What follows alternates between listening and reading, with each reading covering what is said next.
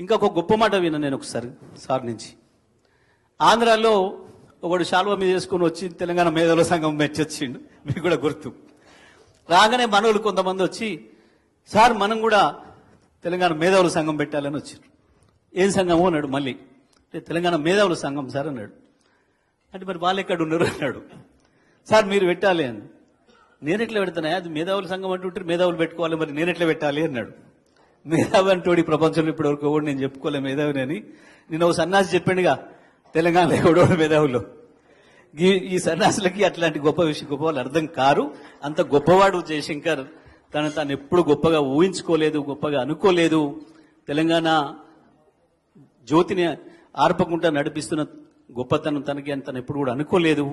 అంత గొప్పగా, అంత నిరాడంబరంగా ఉంటూ మనందరినీ కేసీఆర్ గారి నాయకత్వంలో కలిసి కొట్లాడడానికి అద్భుతమైన స్ఫూర్తినిచ్చిన జయశంకర్ సార్ను తెలంగాణ ఉన్నంత కాలం అందరం కూడా యాద్ పెట్టుకోవాల్సిన బాధ్యత మన అందరిపైన ఉందని తెలియజేస్తూ సెలవు. జై తెలంగాణ. లైక్ చేయండి, షేర్ చేయండి, సబ్స్క్రైబ్ చేయండి. మరిన్ని వీడియోల కోసం బెల్ సింబల్ పై క్లిక్ చేయండి.